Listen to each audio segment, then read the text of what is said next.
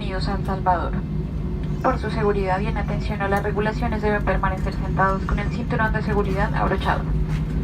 Los compartimientos deben permanecer cerrados y el control remoto asegurado hasta que el avión se detenga en el sitio de parqueo y la señal del cinturón de seguridad se apague. Nuestro equipo en el is available to assist you with your connections or baggage claim request.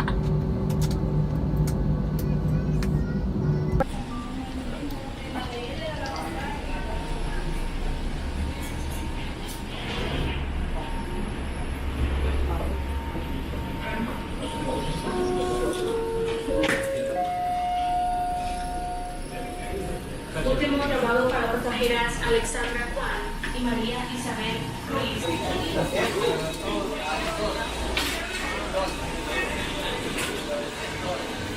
Stopping by. Here, next we have TSA. That's where you come through when you're flying back out of El Salvador. And right here towards the end is the Chivo. Yep, this is Bitcoin legal tender. So in here, you can charge up your Chivo account, put extra money in to buy more Bitcoin, or get money from Surf City. It's El Salvador's #1 tourist attraction, you could say, and well worth the visit. When you get to the bottom of the escalator, you'll choose whether you're a foreigner or a national. You head to the left if you're a foreigner, you'll go up to the gate, pay your $12, and then be passed over to the national line. I am actually a resident of El Salvador, so I got to skip the immigration. If you would like to become a resident, there's a link in the description below because it's a lot easier than you think. Out of there, we have baggage claim.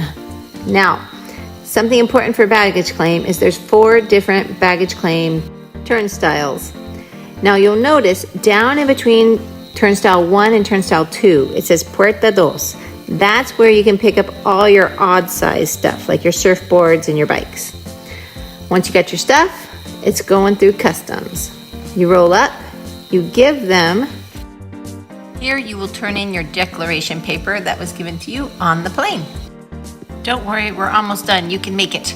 Next, we're greeted by Naive and Gabriela Bukele.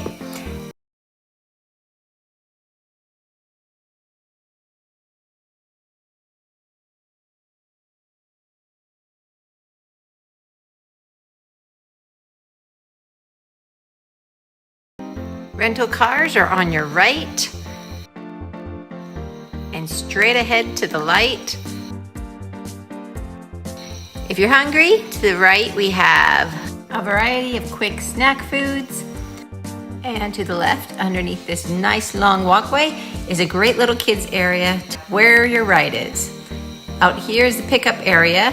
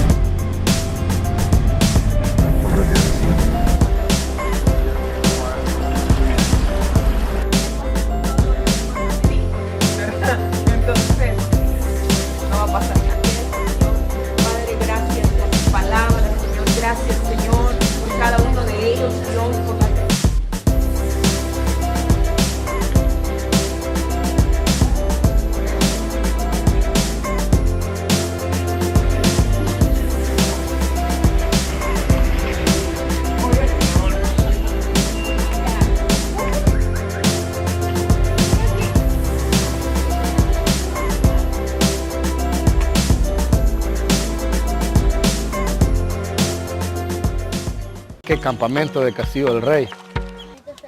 Sí, súper chivo. La gente aquí disfruta, bonito, miren, súper bonito. La verdad que les invito cuando puedan y tengan tu tiempo. Belleza natural, hermoso. Bueno, por cierto, este lago hay un tiempo que...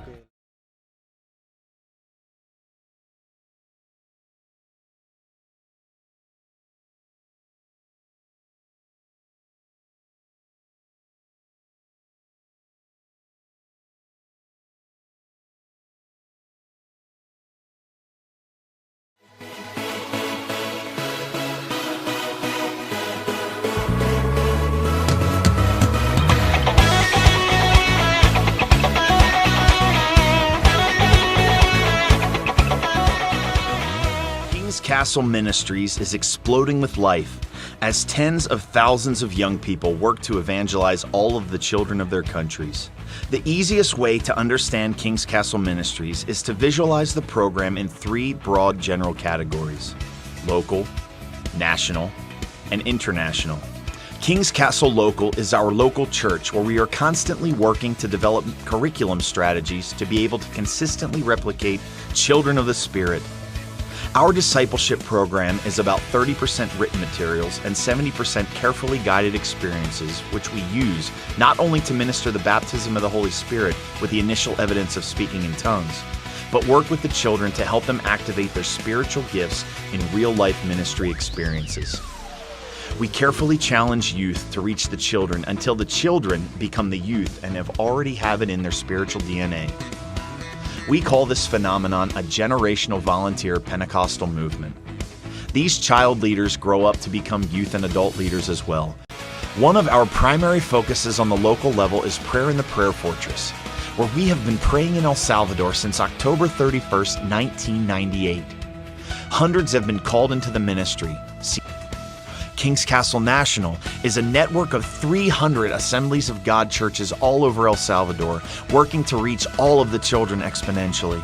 We have about 7,500 Castle team members developing strategies to reach every child in El Salvador with the powerful message of the gospel at least once a year. Exponential works like this. If we have 300 King's Castle teams who go out one weekend per month to do 4 to 5 outreach programs, reaching 1,000 kids, it adds up to reaching 300,000 kids a month.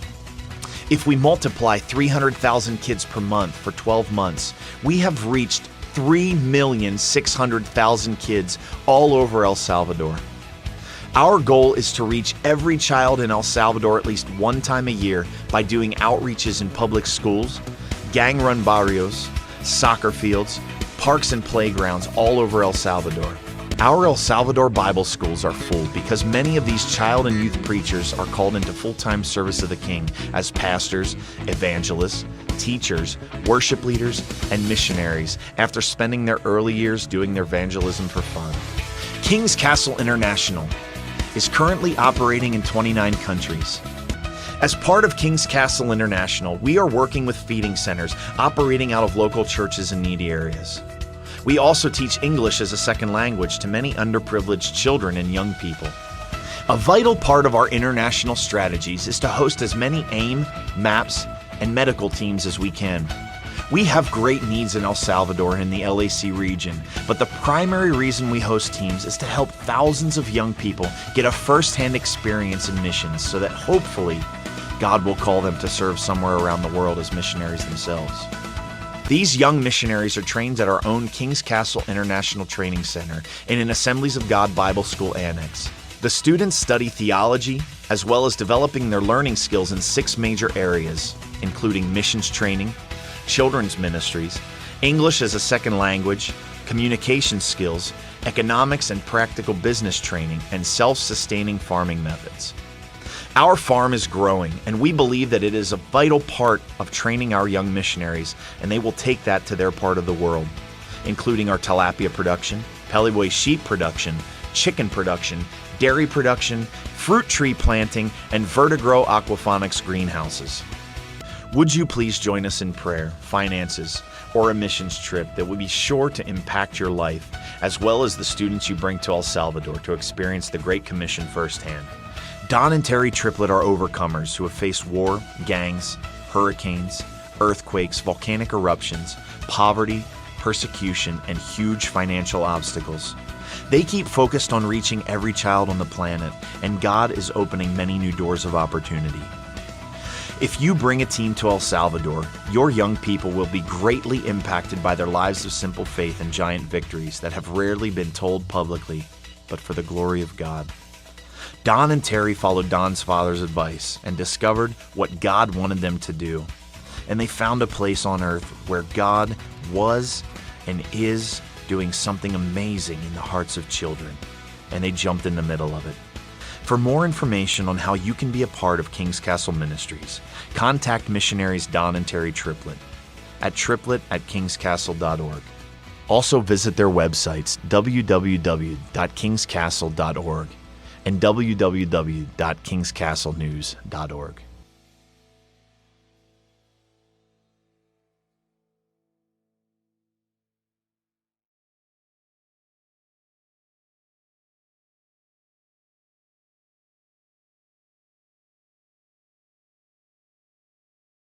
All those kind of things. There's one true don't I have for you when you come to El Salvador, and that is don't eat your pupusas like they're tacos. You don't know what a pupusa is. Pupusa is the Salvadorian food, okay? It's either made with rice flour or corn flour, tortillas, and in between there'll be tortilla, and they'll put stuff in the middle. Maybe it'll be beans and cheese, cheese and chicken, cheese and chicharrones, garlic. There's so many different things. There's veggies you never heard of. They put in there, and then they cook it on a flat top. Oh my God, they're fantastic. But the thing is, when they come, a lot of people think they look like taco shells, and I'll just put that cabbage and salsa stuff in there, make a taco, and eat it like that. No, no, no, no, no. I'll throw you out of the pupuseria myself if I see you doing that, okay? What you do is you tear a bit off of your pupusa, and then what you do is you like pinch it and you pick up the cabbage and the salsa together and eat it that way. That's the way you eat it, okay? So make sure you're eating it right, because you're gonna definitely have pupusas when you are here.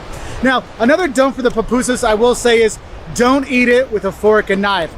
Guaranteeing giveaway you're not from around here, but also guaranteeing giveaway that you don't know how to eat your pupusas. Use your hands, my friend, use your hands, okay? A don't for you on that is don't forget to bring a sturdy pair of shoes if you're gonna do some of the hiking. Because I know most of our here are on for the beach, and so we're here with our flip-flops.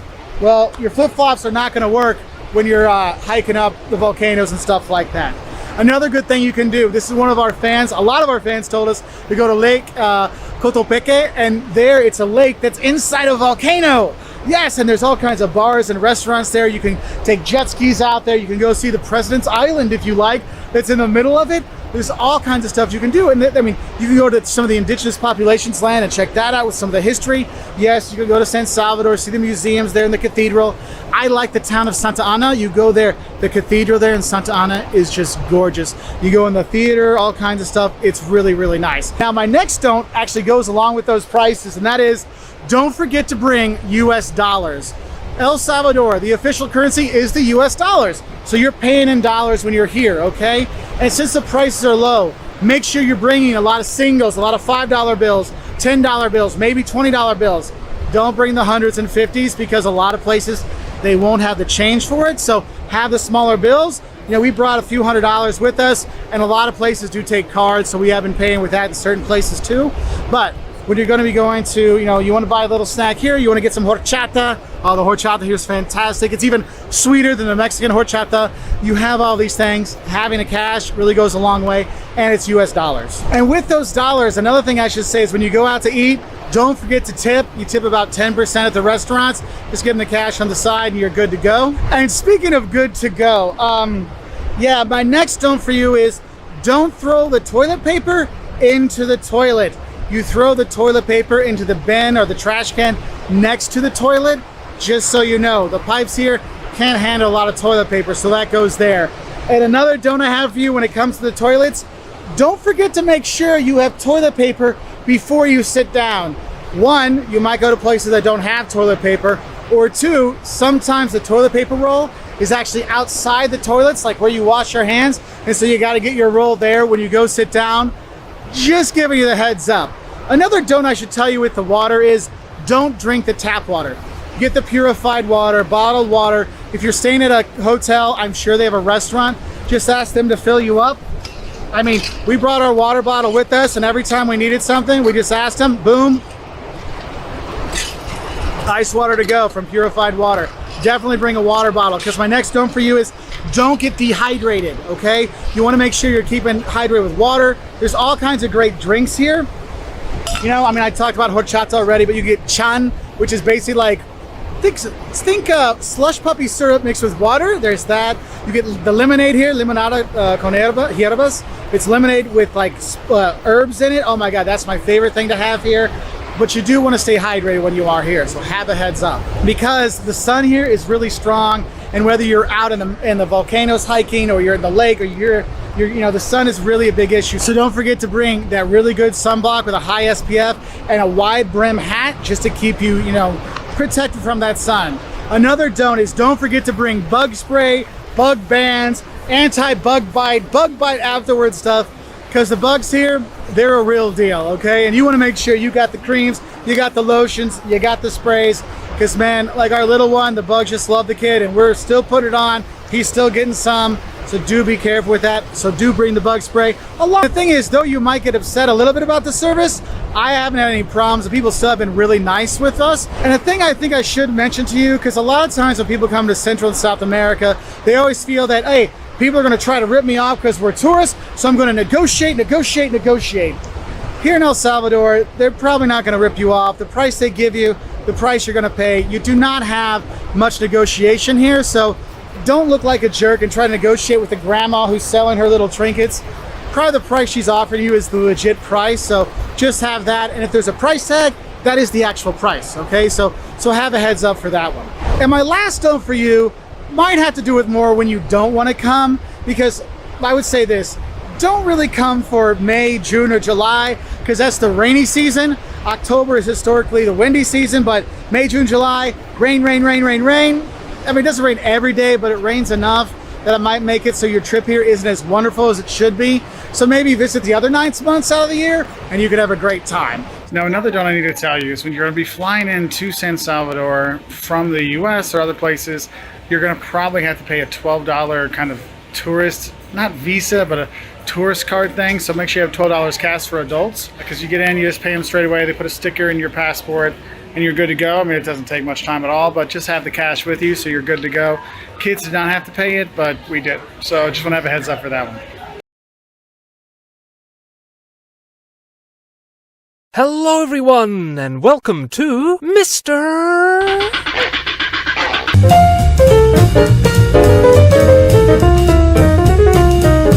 This is Central America, and here is El Salvador. Now let's take a little look, shall we? As the age of ice ended, waves of migratory tribes traveled down the Americas, and a number of them decided to stay in what would one day be El Salvador, a land of jungle and volcanoes. Despite their hostile environs, the people cultivated maize, squash, and beans, and civilization started. A place called Chalchuapa was advancing very impressively, but was stopped stone dead in its tracks by the eruption of Ilopango around 250 AD. Some centuries later, civilization began picking up steam again under the influence of Maya culture. Around the year 800, a people called People from Mexico conquered the region's Maya and set up their own cities and came to dominate the land, selling their cocoa beans from Costa Rica to Aztec markets up north. Like other nations of Mesoamerica, the Pipil worshipped the feathered serpent and practiced human sacrifice. The Spanish conquistador Pedro de Alvarado began the conquest of the country in the 1520s, and while the natives fought fiercely, their cotton armor was no match for Toledo's steel, and the Spaniards established the capital, which, like the nation itself, was named after Christ the Savior, El Salvador. Now, the Spanish were not exactly Christ-like in forcing the natives to toil on their plantations, but they had only recently thrown off Moorish chains, and were not exactly sold on the whole love and peace thing as a viable philosophy. Since there isn't much gold in El Salvador, the country's economy was dependent on agriculture, particularly indigo, which would top its exports for centuries. And with the centuries came new ideas. Enlightenment Enlightenment ideas of revolution, which would set Spanish America ablaze in the early 19th century, hitting El Salvador in 1811 with the priest José Matías Delgado ringing his church's bells and calling for freedom. Independence arrived in 1821, but this didn't exactly bring about times of lollipops and rainbows. Between 1841 and 1890, El Salvador fought once against Nicaragua, 4 times against Honduras, and 5 times against Guatemala, while experiencing 13 military coups. Meanwhile, indigo exports subsided in favor of coffee, as usual enriching just a few people. Naturally, society was frustrated and angry, and rebellions arose, which the government suppressed, often brutally. When farmers in the West provinces revolted in 1932, the government under dictator Maximiliano Hernández Martínez